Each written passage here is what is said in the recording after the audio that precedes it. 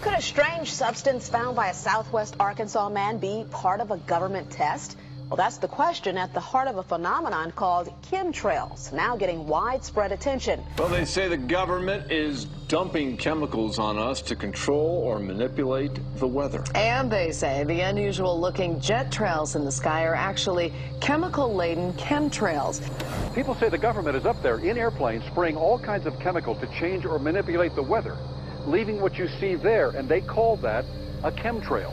So what I look at there and I think are contrails, you're telling me are chemtrails? Yes, that a contrail would be dissipated by now. And it's interesting, Dale and Christina, this is of interest not just in this country, but European countries and frankly all over the world. A lot of folks interested in it. Well, Dave, you mentioned that climatologists and others who study the atmosphere believe that they'd be able to surely spot any kind of signs of an ominous plot. Our journey started in San Diego, California, where thousands of scientists, engineers, policymakers, and journalists gathered for the American Association for the Advancement of Science Conference. One of the topics was the artificial manipulation of the Earth's climate, also called Geo-Engineering. During the meeting, scientists spoke about the plausibility of implementing geoengineering campaigns throughout the world under the guise of preventing global warming. One widely accepted theory was to block the sun by spraying something into the atmosphere. When they were asked about existing aerosol programs, they stated clearly that no such programs have ever been implemented. But strangely, these proposals sounded exactly like what people around the world are claiming is already happening. When I found out that the American Association for the Advancement of Science was going to be held down here and the main body of topics would be on geoengineering, I had to come. I had to be in on this. I had to hear what these top climate change scientists had to say. And that's the other question about chemtrails and whether geoengineering is being deployed right now without our knowledge. I don't have any personal insight into that, other than to say that I've worked in government at pretty high levels in the White House and at state government. I'm personally skeptical of that. But obviously, you never know what you don't know. Chemtrails. On the internet, they are cited as proof of the government creating clouds to combat global warming. They claim the American government, with the secret approval of the national government, is covertly using jet aircraft to spray population centres with aluminium, with barium, and with strontium so as to reduce people's immunity and reduce the global population. I'm always a little bit suspicious because the government doesn't seem that capable to do something on such a large scale. That is not rain, that is not snow. Believe it or not, military aircraft flying through the region is dropping chaff.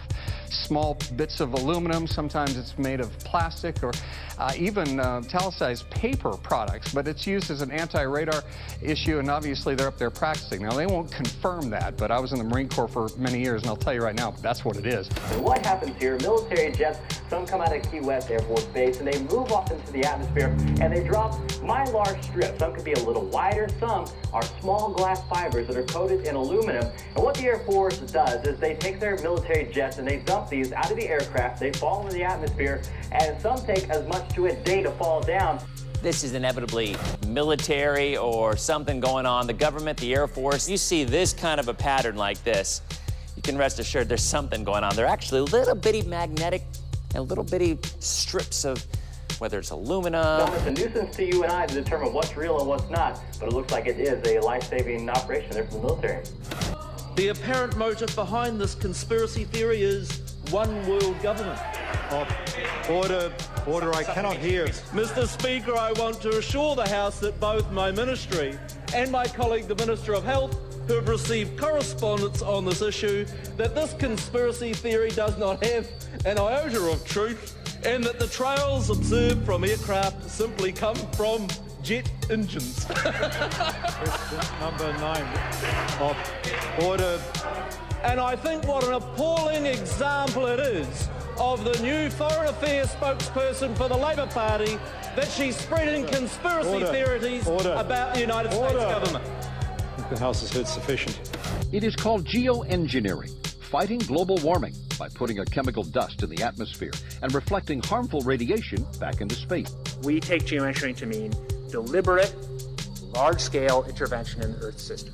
There are a variety of schemes that have been discussed for geoengineering. A classic example is injecting reflecting particles into Earth orbit. Nevertheless, there might be some good reasons to think about alumina. It turns out, first of all, there's been a lot of work on the environmental consequences of alumina in the stratosphere. The big deal really is that alumina has 4 times the volumetric radiative forcing for small particles as does sulfur.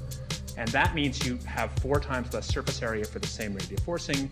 And this is a much bigger deal. You'd have roughly 16 times less the coagulation rate. And that's the thing that really drives removal. So you could get away, we think, with much smaller mass fluxes. So that's why we see things like in the use aircraft patent from '89, they talk about aluminum. And that's why we're seeing in the surface water samples aluminum. And here's David Keith saying that aluminum has 4 times the reflective volume surface area. So they'd like us to think that we're talking about sulfur, but here they slipped up and let it out that aluminum is 4 times better to achieving their ends, and it sounds like it's going to be one they don't want us to know the effects of. The little picture is from a nanofabrication study, which shows you can make very high quality, and do this in just a jet in a very simple way, make high quality alumina particles just by spraying aluminum vapor out, which oxidizes. So it's certainly in principle possible to do that. There's a big literature that's already looked at that. And you could do that by either building new versions of these aircraft or even re-engineering existing aircraft. So there's some ideas of that. So you go to an engineering firm and you want this done. They don't say this is hard or unusual. They say, okay, yes, we could do it. Aerosol geoengineering looks like it is so cheap that the cost is basically not going to be an issue. That means that implementation decisions will be risk-to-risk decisions. The risk of doing it against the risk of not doing it. And it makes the problem of how we govern it fundamentally harder and different and novel. So I've told you that it's cheap to deliver materials to the stratosphere, and I'm convinced that's true. I don't think that will change. But I think the more we do research, the less easy this will look, the more complicated the environmental effects will look. And that's a good thing, because right now it looks too easy. So I think that if we do more research, we're likely to find out that it's harder and more complicated than we thought, and that the side effects are harder to manage, and that's a healthy outcome that will make it easier to do the management. Of course, the opposite reaction is possible. It's an empirical question, how people will actually react to knowledge about this. Another reaction is to say, if these crazy scientists are so concerned about putting CO2 in the atmosphere, they want to think about these things, then that might actually mean we should be more serious about the risks of CO2 in the atmosphere. And by the way, it's not really a moral hazard. It's more like free riding on our grandkids. And by the way, it's not really a moral hazard. It's more like free riding on our grandkids. Numerous air quality studies, including from CARB, California Air Quality Resource Board, have named submicron-sized particulates as being particularly harmful for human respiration. Through all the discussions today, I have not heard any mention of this fallout, and has this been studied, and also the effects of a highly reactive metal like aluminum on toxifying soils and waters? The question is, what would be the effects of these materials on human health if they came down into the stratosphere, in particular small particles and aluminum? So the collaborators of mine working on the aerosol scheme are actually folks from Carnegie Mellon who focused on human health impacts. And while we haven't published it, that was the very first thing we did, was do the order of magnitude calculation in level pencil and paper, but with an expert on human health impacts about whether there could be an issue. And for aluminum or other particles, there are a lot of toxicological things that need to get looked at seriously. But if you're just thinking about the sheer number of particles and the human health impact of small particles, the answer is, well, we haven't published it. That was the first thing we looked at with some of the leading experts who do epidemiological research on human health impacts, and it's not even close to being an issue. Clarify, so 10 megatons of aluminum dumped into the atmosphere would have no human health impact. So let me be more careful here. To separate out the toxicological, so the alumina we've only begun to research and published nothing. Alumina we've only begun to research and published nothing.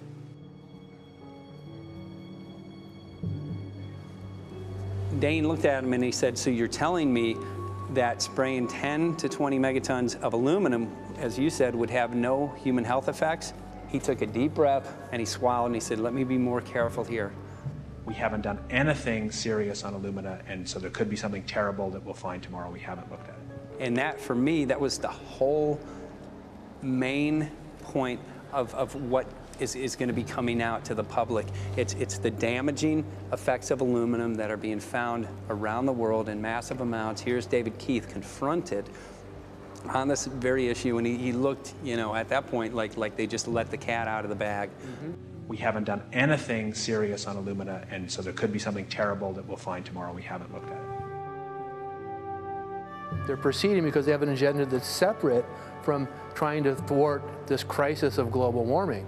You know, there's obviously several other objectives, whether it's depopulation, control, weapons aspects, communications aspects, all kinds of things, you know, wild cards that we know nothing about.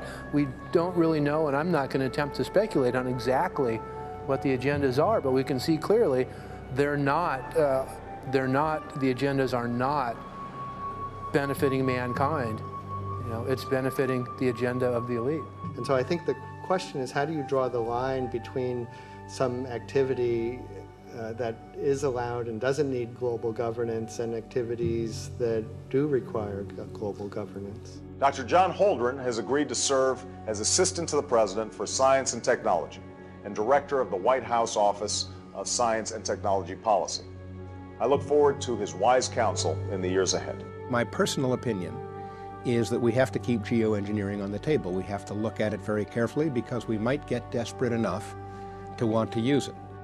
So what would we do if in year 2040 or 2060 there's a severe climate crisis, say widespread famines or Greenland sliding suddenly into the ocean? That the only plausible way in which we could start the Earth cooling this century is to directly intervene in the climate system, say by putting particles in the stratosphere. We do stuff in the stratosphere all the time, of course, and so it's not as though the stratosphere is absolutely pristine. But you don't want to have people going off and doing things that involve large radiative forcings or go on for extended periods, or for that matter, provide lots of reactive surfaces that could result in significant ozone destruction. You know, maybe I'm putting a particle into the atmosphere because I'm trying to make money, or maybe I'm putting a particle into the atmosphere because I'm engaging in scientific research and trying to understand cloud physics, or maybe I'm putting this particle into the atmosphere because I'm trying to make it rain locally to seed a cloud and get more snow on our ski slopes. And this obviously raises all kinds of questions. It's hugely risky.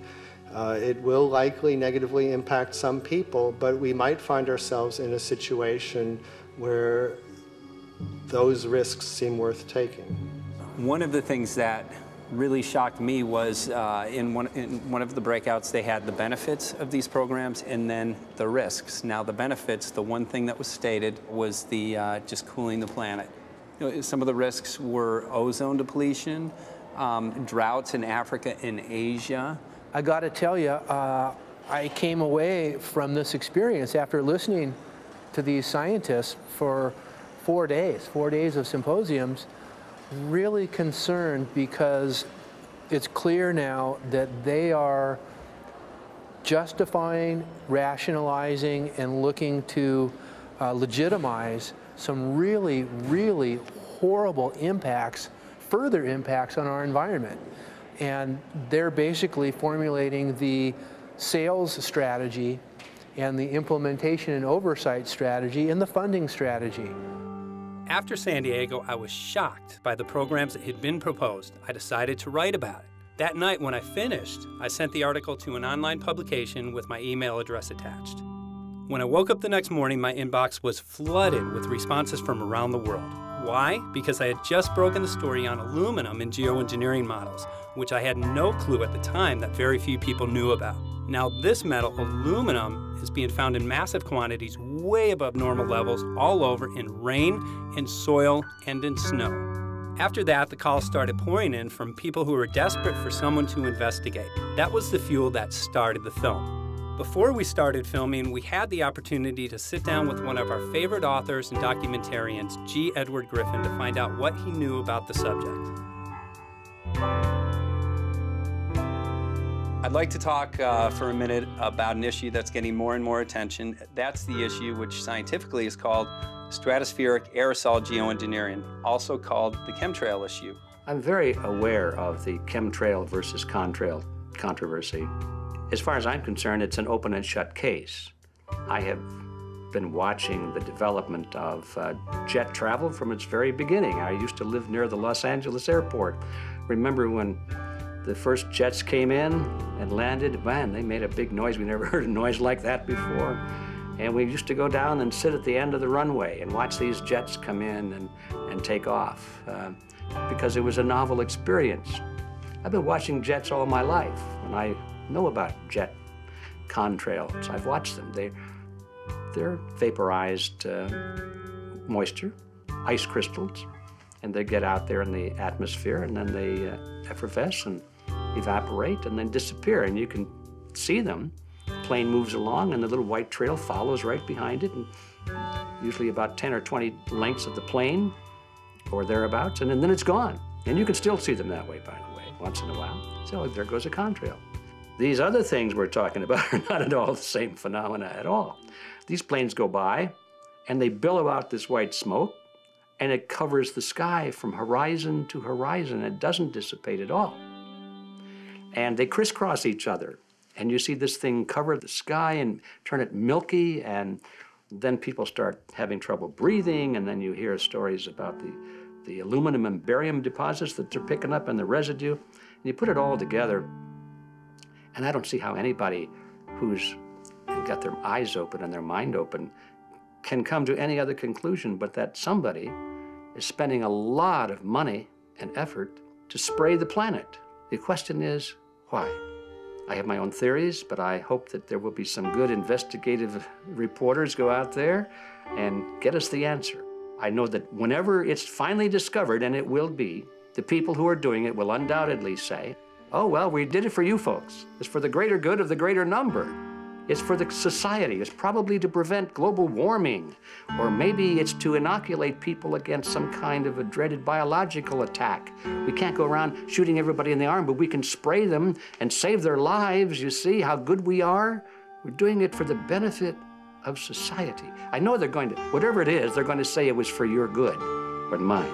Think if we had the ability to steer hurricanes, and the hurricane was going to slam into New Orleans.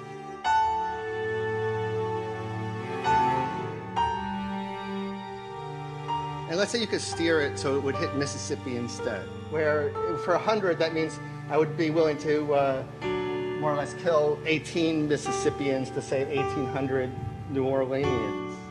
And if you do that knowingly, are you murdering those 100 people? And there's all kinds of equity issues there. Now, also, we might be wrong about our steering, and if we didn't do the research right, maybe our steering would intensify Katrina and even kill more people in New Orleans. And so this question of how do you develop the confidence to know that your intervention will reduce overall damage, and then how do you deal with the understanding that you might be damaging some people who wouldn't have been damaged before while saving people overall? The spraying appears to be mostly in NATO countries. I've seen it here in the United States, I've seen it in England, I've seen it in Scotland, I've seen it in Canada, and I've had reports from people who live in France. There's a grouping, there's a political grouping here of some sort. It's international in scope. It's not just an American phenomenon, it's international. And anybody that wants to investigate that, I think, has to take that fact into consideration. They're going to find a political grouping and a political motive here. But in my humble opinion, it's not in your good or mine at all. I don't know what it is, but we'll soon find out.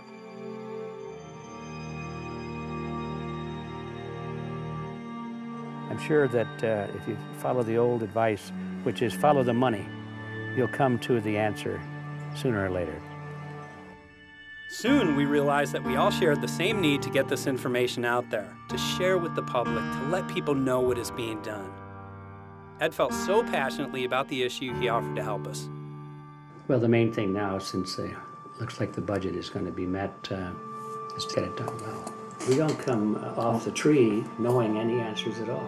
Yeah, we're not scientists. We're just asking questions, exactly. And we've got to be very skeptical about the answers. That's it's totally accurate, totally honest. Why can't people see this? They're not hearing it. They don't know. The facts are not being presented to them. We're very lucky, you know that? Look at this opportunity that's been dumped on us. I know. Opportunity. It's, well, this is It going to... really is. This This is going to be a battle, I know that. A challenge and a battle, but I mean, why are we here if it's not for that? Can't go to get hold of Morrow, so it's going to be you for the moment. I'll call him again. So. Sounds good.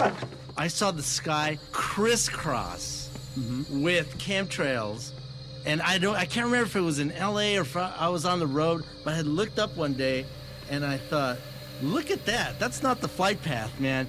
That was a grid, a regular grid.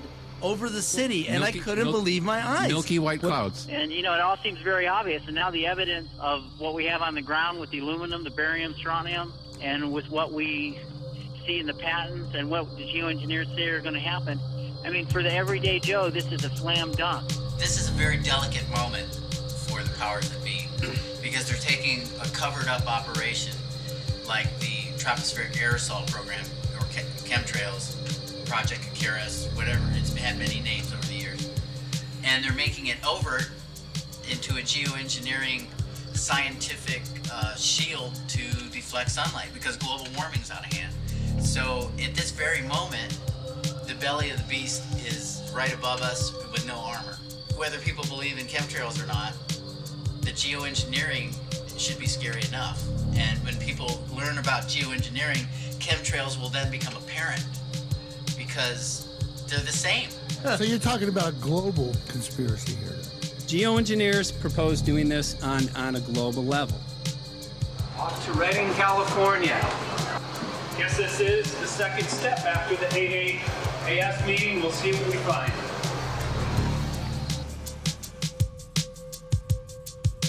Right here in Northern California at Dana Wigington's house. He owns over 2,000 acres overlooking Lake Shasta. He told me about some of the challenges that they're having up here. Let's go and talk to Dane. We'll see, you know, what's going on his property. We'll see what he's going through and also what action he's taking based on the test results that he has.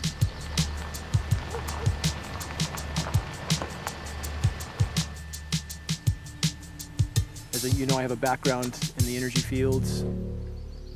I worked in the first solar plants in the continental U.S. in the early 80s. My home was on the cover of the world's largest renewable energy magazine, so this is my background. My goal has been to alert the public there is a mountain of toxic material falling on us, period. Before about 5 years ago, our skies were typically blue, and now you see it's covered with lines and haze, and virtually nothing you see on the horizon, nothing you see in the sky above us is a natural cloud. I mean, it is virtually all the remnants of these aircraft lines that you see fanning out, spreading into clouds, artificial clouds, but the sky is a very dirty look to it. There's not the white cloud blue sky that we had only a few years ago, but it looks like there's some sort of massive industrial activity or forest fires burning over there, and we see that typically every night. You see even down to ground level, the clarity drops off significantly. And we don't see that except for the days when we have these long, lingering trails that spread and cover the whole sky. And on certain days, you can see these trails actually dropping vertically like a veil. We assume the particulates are descending, and we have the test to prove that we are being inundated with levels of aluminum and particulates that are literally tens of thousands